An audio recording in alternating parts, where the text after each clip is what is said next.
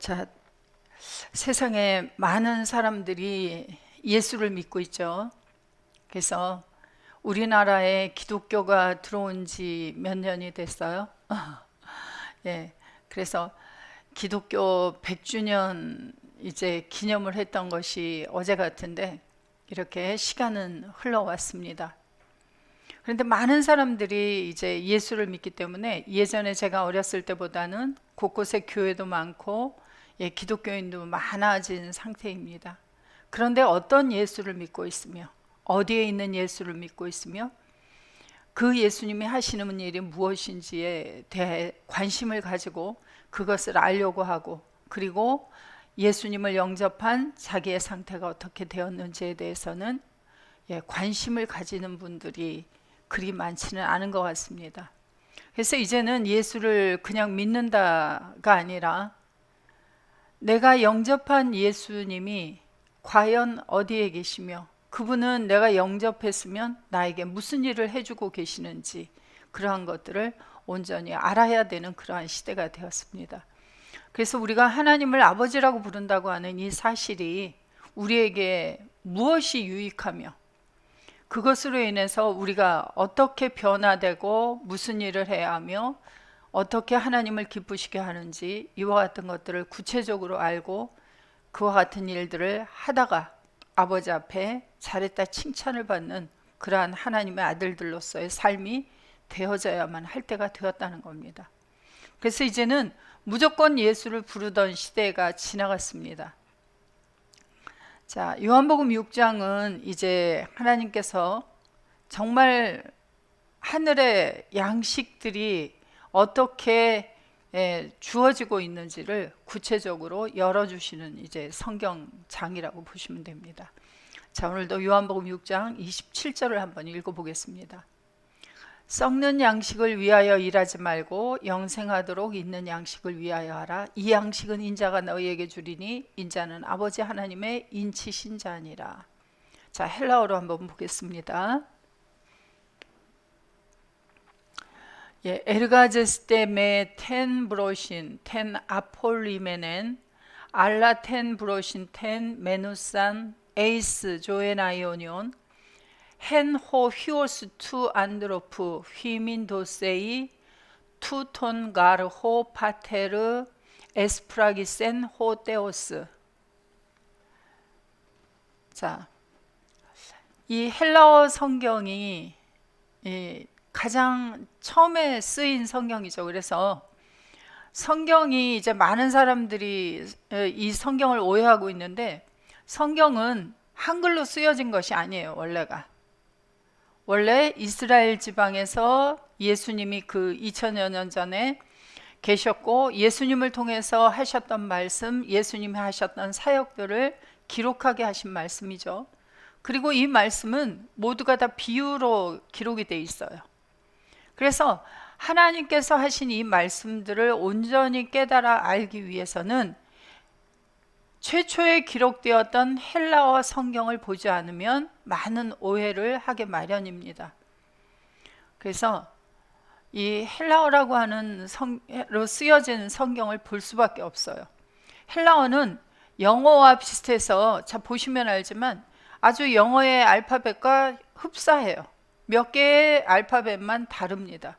그래서 제가 한 25년 전, 25년 전쯤에 같이 이제 만나서 공부를 하셨던 분이 70세에 헬라어를 배우셨어요. 그분은 그때 70세니까 지금 아마 90세 되셨겠죠, 그죠?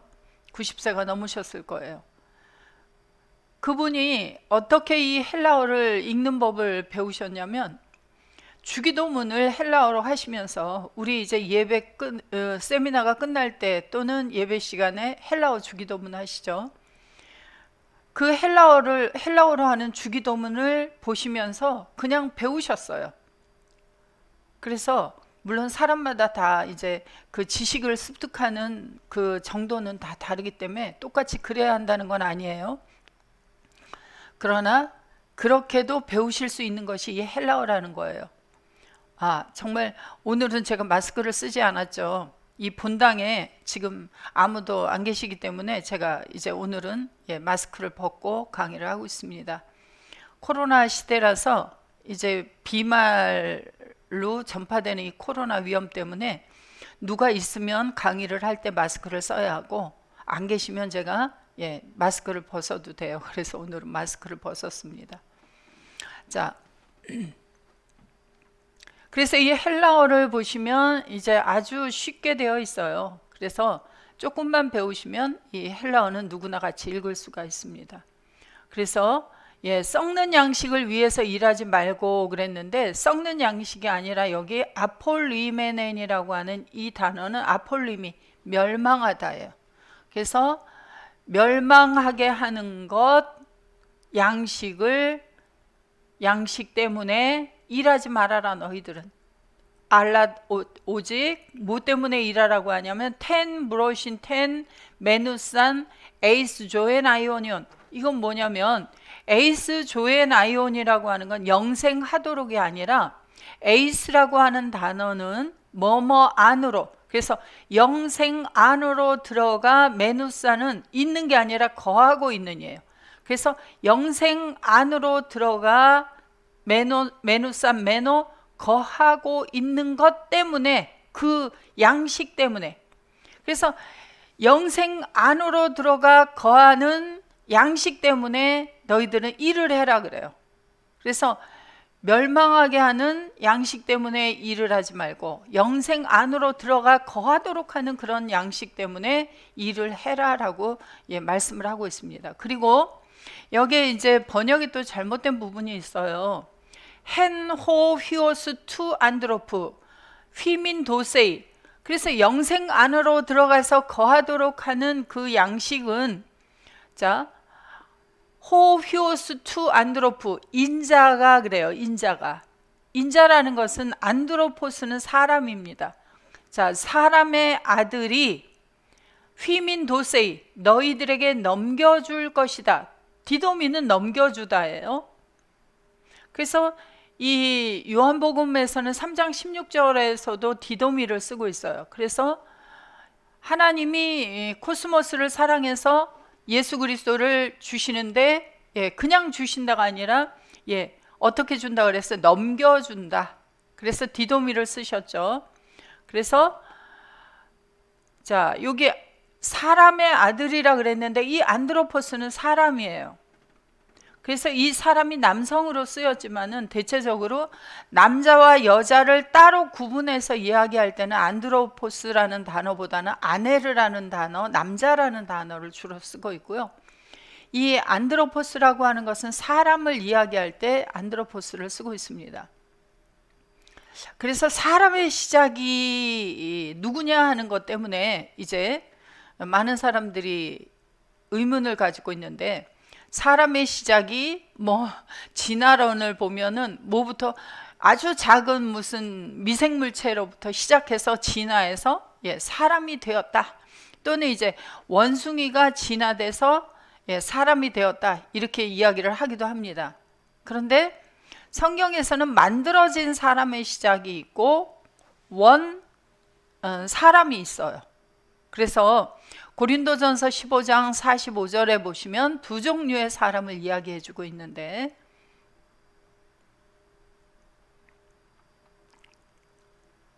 기록된 바 첫사람 아담은, 자, 첫사람 아담도 사람이고, 여기 사람이라고 하는 단어 헬라어 안드로포스도 사람이에요. 그래서 구약에서는 아담이라는 단어를 쓰고 신약에서는 안드로포스라는 단어를 씁니다. 그러니까 이걸 풀으면 첫사람 사람이에요. 그래서 첫사람 사람은 산 영이 되었다 함과 같이 마지막 아담은 살려주는 영이 되었다. 그래서 첫사람 아담이 있고 마지막 아담이 있다라고 여기 이야기를 해서 두 종류의 사람이 있는 것을 이야기합니다. 그래서 첫사람 아담과 같은 존재와 마지막 아담과 같은 존재, 두 종류의 사람이 있는데, 여기도 헬라어로 한번 보시면 첫사람은, 자, 프로토스 안드로포스. 그래서 첫 번째 사람 아담은 에이스 푸시켄 조산에서 푸시케 자오라고 해서 이 자오는 살다예요. 에이스. 그래서 산 목숨적인 존재, 산 목숨적인.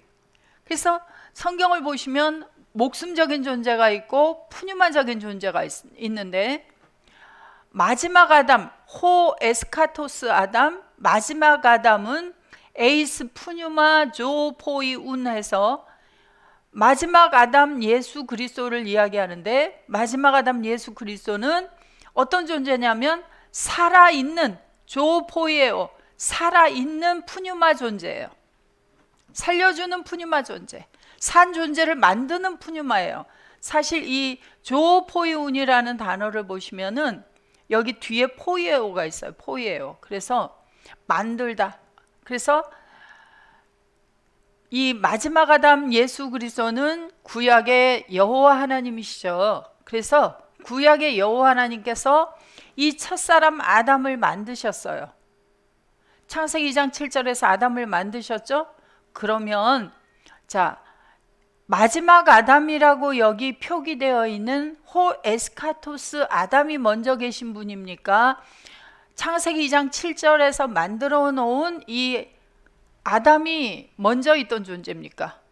그래서 세례 요한보다 2000년 전에 6개월 늦게 육신의 모양으로 오신 예수 그리스도를 가리켜서 세례 요한은 뭐라고 말하냐면, 요한복음에서 나보다 먼저 계신 분이다 그래요.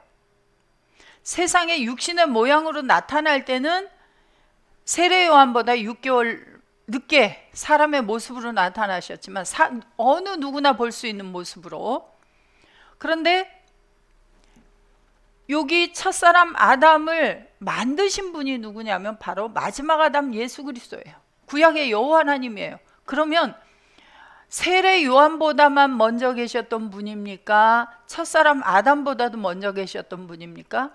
그래서 여호와 하나님, 구약의 여호와 하나님을 가리켜서 예수 그리스도를 가리켜서 여기 아담이다, 사람이다 그렇게 이야기를 하고 있어요. 그래서 사람이시면서 육신의 모양으로, 사람의 모양으로 오신 분이다 그러죠. 그래서 사람을 만드실 때 보면 창세기 5장 1절부터 2절에도 보시면 남자와 여자를 만드는데 하나님의 형상을 따라서 만들었다 그래요. 그래서 이 첫사람 아담을 로마서 5장 14절에서 보시면은 첫사람 아담을 누구하고 똑같은 모양이라고 이야기를 하시느냐면, 그러나 아담으로부터 모세까지 아담의 범죄와 같은 죄를 짓지 아니한 자들 위에도 사망이 왕노릇하였나니, 아담, 첫사람 아담은, 만들어진 첫사람 아담은 오실 자, 그래서 예수 그리스도, 마지막 아담 예수 그리스도가 2000년 전에 이스라엘 땅에 사람들과 똑같은 모습으로 오셨죠. 그래서 오실 자 예수 그리스도의 표상이다 그래요. 표상이라는 거는 똑같이 찍어내서 만든 사람이다라는 거예요. 그러면 자, 아담의 시작, 사람의 시작은 첫사람 아담입니까? 신약의 예수 그리스도, 구약의 여호와 하나님이십니까? 그러면 자, 여호와 하나님과 예수 그리스도와 똑같은 모양으로 찍어내서 만든 게 아담이에요. 첫 아담이에요. 그러면 마지막 아담 예수 그리스도는 그러면 누구와 똑같으신 분이에요? 자, 예수 그리스도는 누구의 아들이라 그러죠? 하나님의 아들이라 그러죠. 그러면 아담의 원 시작은 어디서부터 왔느냐는 거예요. 그래서 다시 요한복음 6장 27절 가서 보시면, 자, 인자가 너희에게 주겠다라고 하는 것은, 사람의 아들이 너희에게 주겠다라고 하는 것은 바로 누구의 아들이에요? 하나님의 아들. 그래서 그 사람은 바로 세상 육신의 모양으로 있는 육신으로 있는 혈과 육 사람의 아들이 아니라 바로 하나님의 아들이신 분 예수 그리스도가 너희들에게 줄 것이다 그래요. 무슨 양식을? 영생 안으로 들어가서 거하도록 하는 그런 양식은 바로 인자가 주시겠다. 인자는 하나님의 인치신 자 아니라 그러는데, 자, 헬라어로 다시 갑니다. 자, 올려보세요. 두 줄. 자, 올려보시면 여기 보면 투톤 가르 호 파테르 에스프라기센 호테호스 그래요. 자, 여기 호 파테르도 여기 보면 주라고 써 있어요. 주라고 하는 것은 주격이에요. 명사 주격.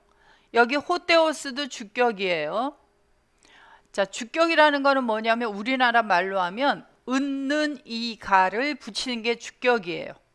그래서 아버지가 아버지는 아버지 은 아버지 이 이렇게 은는 이가를 붙일 수 있는 말이에요. 그래서 여기 하나님 의라고 한 것은 틀린 거예요. 하나님 아버지가 에스프라기센 인쳤다. 바로 그 사람 인자는 하나님 아버지가 인쳤다 그렇게 이야기해요. 그래서 바로 자, 다시 한글로 돌아가 보세요. 인자 예수 그리스도는 하나님 아버지가 인쳤다. 그래서 영생 안으로 들어가서 거하게 하는 양식은 인자인 예수 그리스도가 너희에게 주는데 그 인자는 아버지 하나님이 인치심 자다 그렇게 이야기를 하고 있습니다. 그래서 인침을 하나님이 인친 자 예수 그리스도가 이 양식을 주시고 있어요. 그래서 인치다라고 하는 단어가 아까 우리 보았죠. 에스프라기센이라고 하는 단어는 원형이 스프라기조입니다. 그래서 이쪽 화면을 비춰봐 주시면 스프라기조예요. 스프라기조. 자, 헬라어로 스프라기조이고요.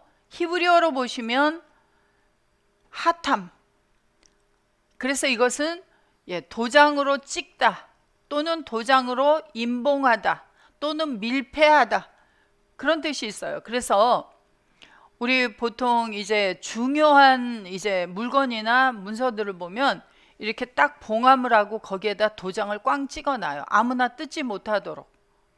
그래서 임봉하다, 밀폐하다. 그 다음에 하탐이라고 하는 단어는 동사인데 명사를 보면 호탐이라고 하는 단어예요. 호탐. 그래서 이제 성경에서 도장과 이제 밀봉하다라는 것이 어떤 의미를 가지고 쓰이고 있는지를 한번 찾아보겠습니다. 왜냐하면 이 양식을 먹기 위해서는 인친자, 하나님의 인친자, 하나님의 아들을 찾아야 하기 때문에.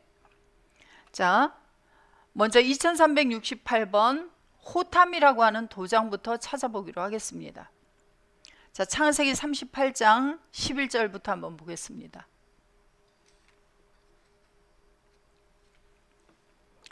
유다가 그 며느리 다말에게 이르되 수절하고 내 아비 집에 있어 내 아들 셀라가 장성하기를 기다리라 하니, 이 유다는 이제 야곱의 12 아들 중에 하나죠.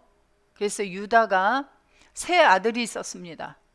세 아들이 있었는데 이 다말이라고 하는 여자가 맏아들과 결혼을 해서 유다의 며느리가 되었어요. 그런데 유다의 큰 아들이 그만 죽었습니다. 이스라엘의 풍습에는 큰 아들이 죽으면 맏아들이 죽으면 둘째 아들에게로 그 며느리가 들어가서 그 집에 아들을 낳아서 대를 잇게 하는 풍습이 있어요. 그래서 둘째 아들에게로 들어갔습니다. 그런데 이 둘째 아들도 악하여 이제 그만 하나님께서 그를 죽이셨습니다.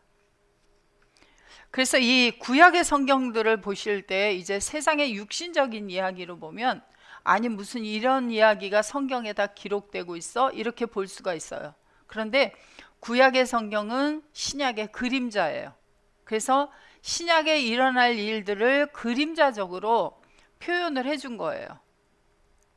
자, 예를 들어서 오늘날 사람이 태어나서 성장을 합니다. 성장을 하면 이제 예전에는 20세 중반 정도, 아주 저보다 더 이전의 세대는 이제 일찍 시집 장가를 가면 18, 20에도 갔어요. 왜 그랬을까요?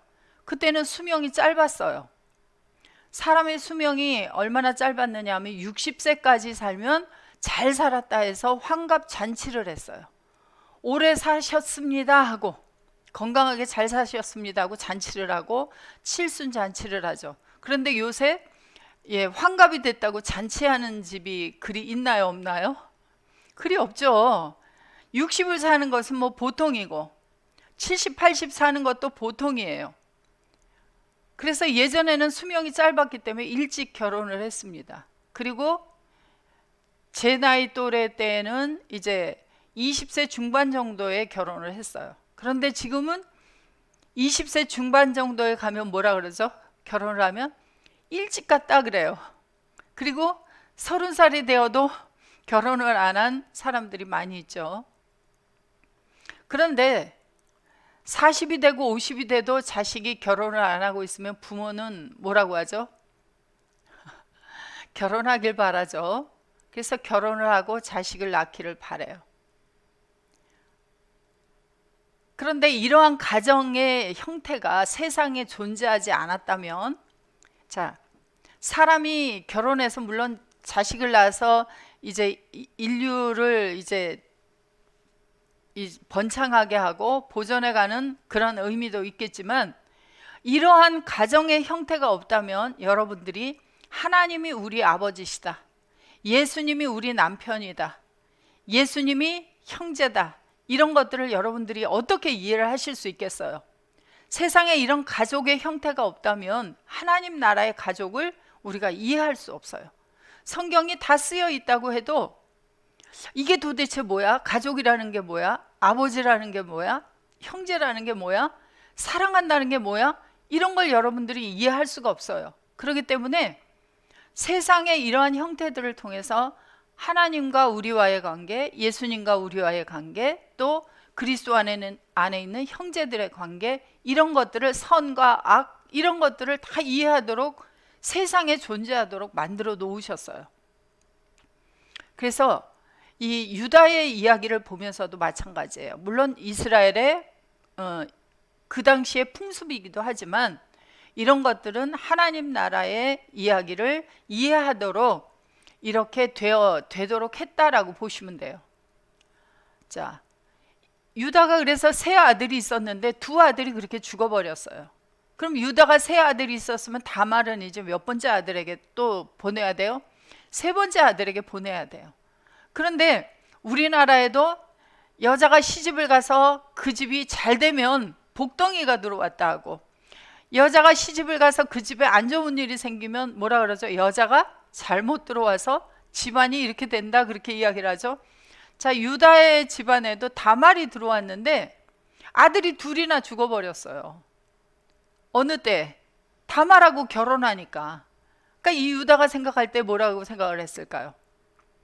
이 며느리 때문에 이렇게 아들이 둘씩이나 죽었으니 세 번째 아들을 또 주면, 다말에게 주면 세 번째 아들도 어떻게 될까?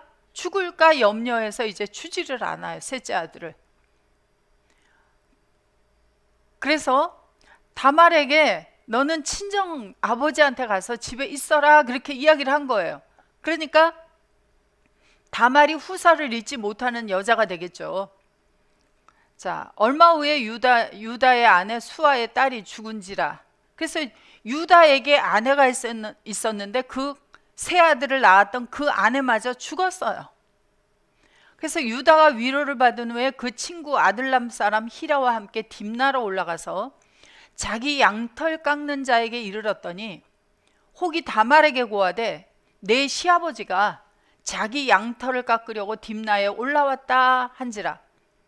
그가 그 과부의 의복을 벗고 면박으로 얼굴을 가리고 몸을 휩싸고 딥나 길곁 에나임 문에 앉으니 이는 셀라가 장성함을 보았어도, 그러니까 유다의 셋째 아들 셀라가 장성했어도 유다가 이 며느리한테 주지를 않는 거예요.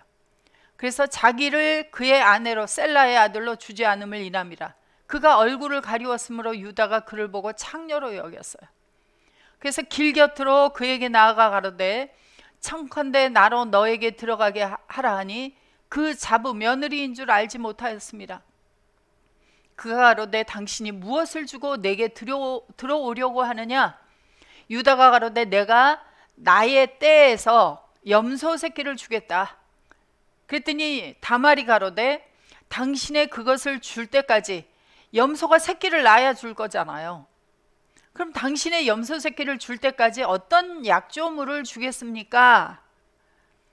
유다가 가로되 무슨 약조물을 너에게 줄까? 라고 이제 말했습니다. 그랬더니 당신의 도장과 도장의 끈과 그리고 당신의 손에 있는 지팡이로 주십시오. 그렇게 얘기를 했어요. 유다가 그 말을 듣고 그것들을 무엇을?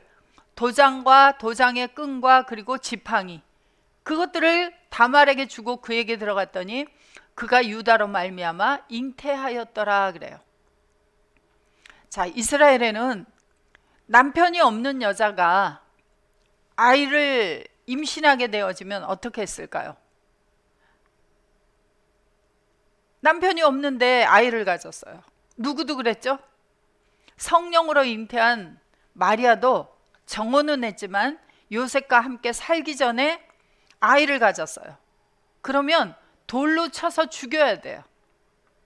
자, 다말도 지금 어떤 상태가 됐는지 보세요. 유다로 말미암아 임신을 했어요. 그가 일어나 떠나가서 그 면박을 벗고 과부의 의복을 도로 입었어요. 과부의 옷을. 유다가 그 친구 아들람 사람의 손에 부탁하여 염소 새끼를 보냈습니다. 약속대로 염소 새끼가 생겼으니 그 여자를 찾아서 염소 새끼를 주고 이제 약조물 뭐예요? 자기의 도장, 끈, 지팡이, 이것들을 찾으려고 이제 그 여자를 찾으라고 했어요. 그랬더니 유다의 친구가 길거리에 나가서 보니까 그런 여자가 있어요, 없어요? 없는 거예요. 그래서 그가 그곳 사람에게 물었어요. 이러이러한 여자가 어디에 있느냐? 그들이 가로되 여기 이 지역에는 창녀가 없습니다. 그래서 히둘람이 유다에게로 돌아와서 내가 그 여자를 찾지 못하고 그곳 사람도 이르기를 여기는 창녀가 없다 하더라. 유다가 가로되 그것을 가지게 두라. 뭘 가지게 두라? 도장과 끈과 지팡이를 가지게 두어라. 우리가 부끄러움을 당할까 하노라. 내가 이 염소 새끼를 보내었으나 그대가 그를 찾지 못하였느니라. 그런데 3달쯤이 지나서 어떤 사람이 유다에게 말했습니다. 가로되 유다 당신의 며느리 다말이 자기 친정집에 있었는데 과부인데 행음하였고 그 행음함을 인하여 잉태하였느니라. 유다가 가로되 그를 끌어내어 어떻게 하라고요? 불사를 하고요. 그러니까 죽게 생겼습니다. 다말이. 여인이 끌려나갈 때에 보내어 자기 시아버지에게 말했습니다. 이 물건 임자로 말미암아 잉태하였나이다. 청컨대 보소서 무엇을? 이 도장과 끈과 지팡이가 누구 것입니까? 한지라. 자, 유다가 그것들을 알아보고 가로되 그는 나다. 그러니까 바로 그 도장의 임자가 누구예요? 보니까 유다 자신이죠. 그래서 그는 나보다 옳도다. 누가? 다말이 셋째 아들에게 들어가서 아이를 낳아야 되는데 이 누가 아들을 주지 않았어요? 유다가 주지 않은 거예요.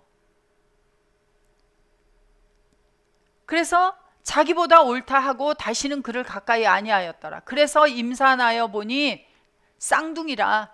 해산할 때에 손이 나오는지라 산파가 가로되 이는 먼저 나온 자라고 홍사를 가져 그 손에 메었더니 그 손을 도로 들이며 다른 형제가 나오는지라 산파가 가로되 내가 어찌하여 터치고 나오느냐 한 거로 그 이름을 베레스라 불렀고 그 형제 곧 손에 붉은 실이 있는 자가 뒤에서 나오니 그 이름을 세라라고 불렀더라 그래요. 자, 이 이야기는 창세기 38장에 기록이 돼 있어요. 자, 이 도장이 그러니까 유다의 도장이 무엇을 상징한 거예요? 그냥 이렇게 찍는 도장으로서의 일을 한 겁니까? 유다 자신을 말한 겁니까? 이 도장이라고 하는 것은 자, 여러분들이 인감 도장을 꽝 찍으면 거기에 도장이 찍힌 겁니까? 내 자신이 거기를 보증한다는 겁니까? 자기 자신을 보증한 거예요. 그래서 도장도 인감 도장이 있고 일반 도장이 있어요. 그래서 이제 앞으로는 뭐 어떻게 될지 모르겠으나 어쨌든 도장이라고 하는 것은 사인이라고 하는 것은 나 자신을 거기에다가 보증해 주는 거예요. 그래서 바로 나 자신을 이야기를 합니다. 도장은. 그래서 유다의 도장을 가졌다는 건 누굴 가진 거예요? 바로 유다를 가진 거예요. 이 다말이. 자, 이 이야기가 창세기 38장은 창세기 37장과 창세기 39장 사이에 이 이야기가 들어가 있어요. 창세기 37장에 무슨 이야기가 있는지 여러분들 딱 아시는 분. 그래서 창세기 37장 1절을 한번 보시면 무슨 이야기가 기록이 되어 있냐면, 야곱이 가나안 땅 곧 그 아비의 우고하던 땅에 거하였으니 야곱의 약전은 이러하니라. 그래서 야곱의 톨레도 계보예요. 그래서 야곱에게 요셉이라고 하는 17살 된 소년이 있었어요. 아들이. 누구의 아들이에요? 요셉은 야곱이 사랑하는 아내 라헬의 아들입니다. 그래서 이 아들이 17살이 됐어요. 사랑하는 라헬은 바로 하란에서 돌아오면서 베냐민을 낳다가 그만 어떻게 됐어요? 죽었어요. 그러니 사랑하는 아내를 보듯이 누구를 보고 길렀을까요? 요셉과 베냐민을 길렀겠죠. 그래서 요셉은 특별히 사랑해서 이 야곱이 채색 옷을 입혔습니다. 그런데 이 요셉이 형제들이 잘못만 범하면 자기를 특별히 사랑하는 아버지 옆에 가서 뭐예요? 그 형제들의 과실을 가서 고자질하는 거예요. 그래서 이 요셉을 어떻게 했어요? 형제들이 누구에게 팔았어요? 도시락을 갖고 온 이 요셉을 그만 미디안 상인들에게 팔아서 애굽으로 끌려가게 만들었어요. 그 이야기가 이 창세기 37장에 들어 있습니다. 그리고 창세기 39장 1절에 가보세요.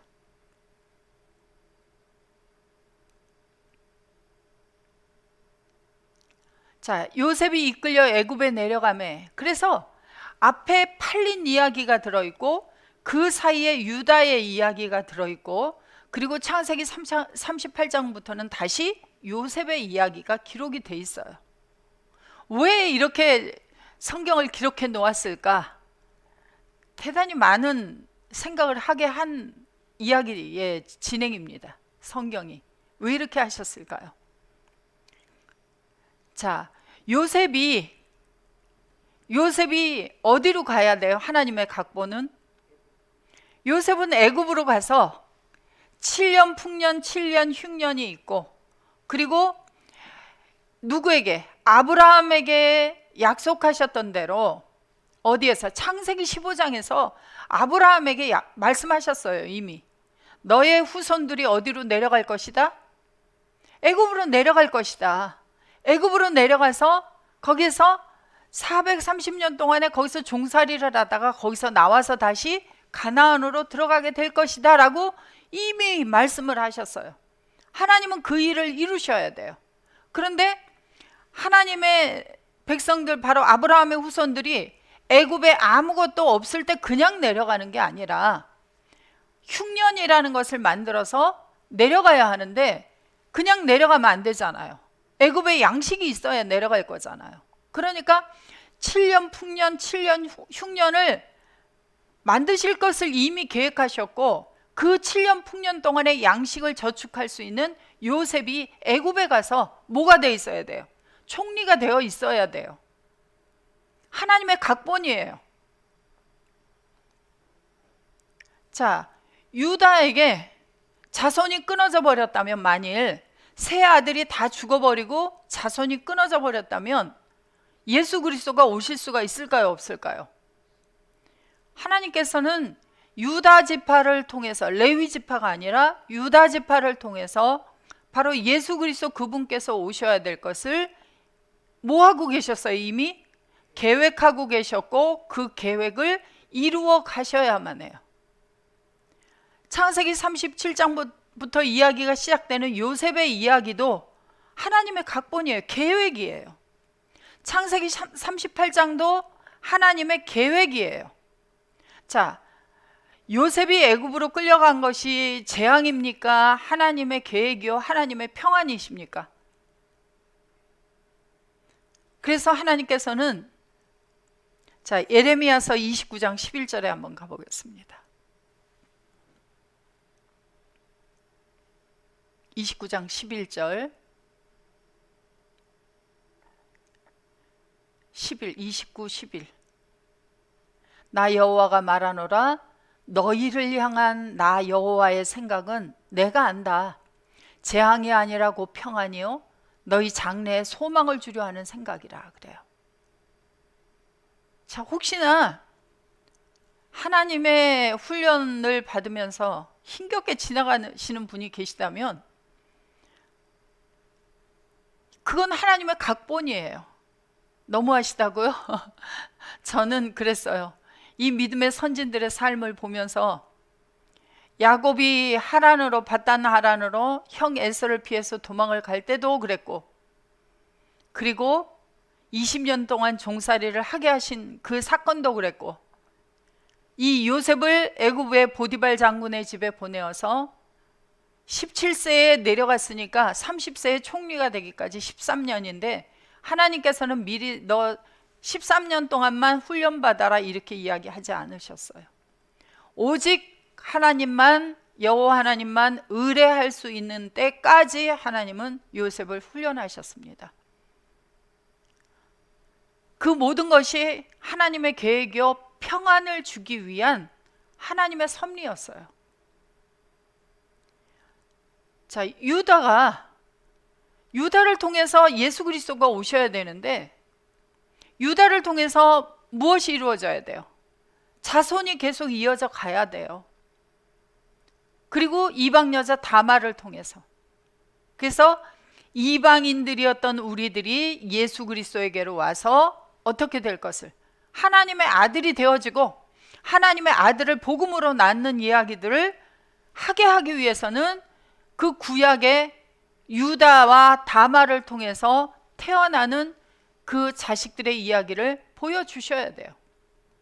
그리고 오늘날 나에게 먼저 말씀을 주었던 남편과 같은 자들이 죽었어요. 이 남편이 죽은 자여서 저 남편에게 갔고 저 남편이 또 죽은 자여서 다음 남편에게 갔어요. 그러나 오직 하나님 나라의 자식을 낳게 할 수 있는 남자, 그 예수를 만날 때까지는 어떻게 해요? 어쩔 수 없이 죽은 자였어요. 남편을 바꿔야 돼요. 그래서 오직 누구에게만 가야 돼요? 유다 지파로 오신 예수 그리스도에게로 우리가 시집을 가야만 합니다. 그래서 하나님의 아들이 되어지고 하나님의 아들을 낳는 일을 우리가 해 나가야 해요. 그러한 하나님의 섭리의 이야기를 하기 위해서는 바로 창세기 38장의 이야기가 필요했던 거예요. 하나님의 섭리예요. 그래서 성경은 하나님의 각본이다 이런 이야기를 많이 하시지만 성경만 그렇습니까? 예수 그리스도의 생애가 그러하셨습니까? 우리의 생애도 그렇습니까? 우리가 걸어가고 있는 이 길도 마찬가지예요. 자, 히브리서 12장 11절. 무릇 훈련이 당시에는 즐거워 보이지 않고 슬퍼 보이나 후에 그로 말미암아 연달한 자에게는 의의 평강한 열매를 맺나니 그래요. 훈련을 받을 때는 즐거워 보이지 않아요. 자, 훈련하면 뭐가 생각나세요, 여러분들? 군대에 가서 훈련받는 군인들이 생각나죠. 우리가 하나님 나라의 군사로서 복음의 전쟁을 해야 되는데 우리가 오직 예수 그리스도, 오직 하나님만을 의뢰하는 훈련이 되어지지 않으면, 오직 그분들만 보이는 훈련을 하지 않으면 우리가 좋은 군사로서 복음의 전쟁을 할 수가 없습니다. 그래서 훈련을 받을 때에는 슬퍼 보여요. 즐겁지 않아요. 혹독하게 훈련을 하십니다. 자, 군인들 중에서도 어떤 군인을 가장 혹독하게 훈련을 시킵니까? 우리 대한민국에서는, 저는 어느 군인인지 저는 군대를 가지 않아서 정확하게는 모르나 보니까 특전사 뭐 이런 이야기를 하더라고요. 특전사? 예, 일반 육군 보병들보다는 혹독한 훈련을 하죠. 그래서 그 사람들은 어떤 환경에 가서도 살아남을 수 있는 그런 훈련을 하더라고요. 그래서 요새 방송에 보면 그 그 섬에 가서도, 무인도에 가서도 밥을 자기 먹을 걸 찾아서 먹고, 끓여 먹고, 불을 피우고, 잠자리를 만들고, 뭐 이런 훈련 걸 하는 걸 보여줘요. 우리 같으면 그걸 할 수 있겠어요? 없겠어요? 없죠. 그런데 그분들은 아무것도 없는 무인도에 가도 어떻게 물고기를 잡아야 되는 것도 알고요. 햇빛을 이용해서 불을 피워서 끓여 먹는 것도 알고요. 그리고 어떤 식물들이 먹을 수 있는 것인지 없는 것인지를 다 알아요. 그렇게 혹독한 훈련을 한 그 사람들은 어디에 갖다 놔도 살아요. 마찬가지로 하나님 나라에 군사된 우리들도 어디에 가서도 누구를 의뢰하기만 하면 살아요? 나와 함께 계신 바로 예수님과 함께 계신 아버지 하나님을 볼 수 있어야 의뢰를 할 거잖아요. 보이지 않는데 어떻게 의뢰를 해요? 그건 말에 불과해요. 그때는 뭐예요 주로?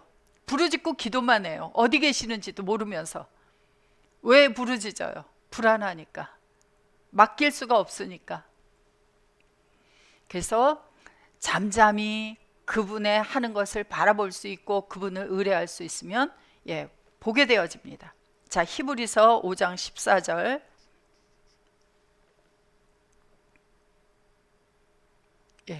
단단한 식물은 장성한 자의 것이니 저희는 지각을 사용함으로 연단을 받아 선악을 분별하는 자들이니라. 그래서 연달한 자, 훈련을 통해서 연단을 받은 자들은 무엇을 분별하게 되어지냐면 선과 악을 온전히 분별할 수 있는 자들이 되어져요.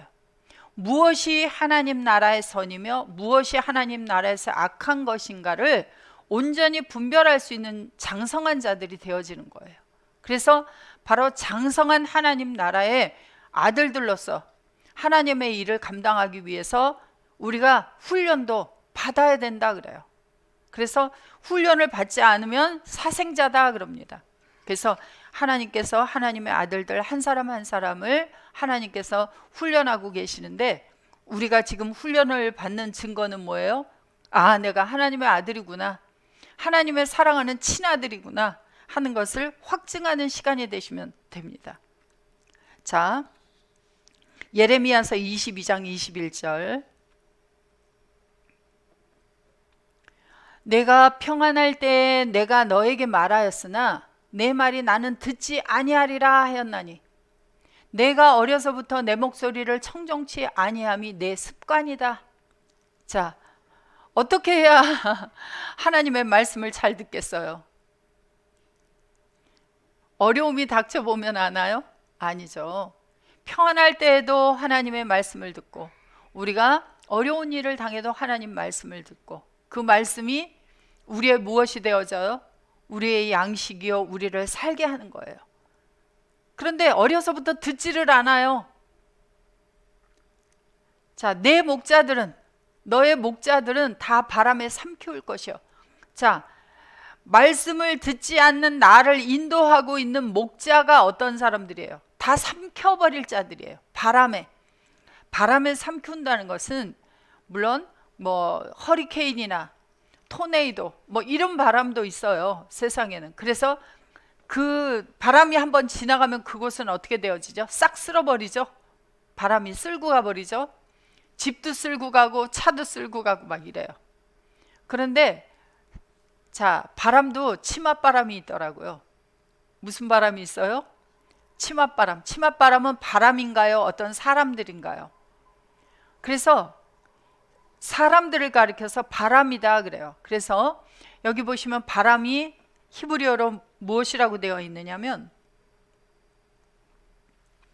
바람이 바로 루아우예요. 루아우. 그래서 영입니다. 그래서 영에게 삼키울 것이다 그래요.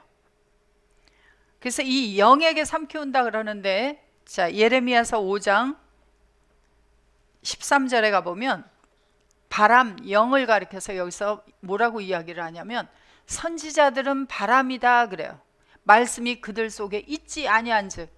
그래서 거짓 선지자들은 영인데 하나님의 말씀이 속에 없는 그런 영들이 있고요, 하나님 말씀이 속에 거하고 있는 영들이 있어요. 바로 그래서 두 종류의 사람이 있는데 바로 하나님의 말씀을 듣고 있지 않는 나를 기르고 있는, 나를 인도하고 있는 목자는 바로 말씀이 속에 거하지 않는 선지자들 바람에 의해서 삼켜버릴 것이다 라고 예레미야서 22장 21절에서 이야기를 하고 있는 겁니다. 자, 쉬었다가 다음 시간에 이어서 보도록 하겠습니다.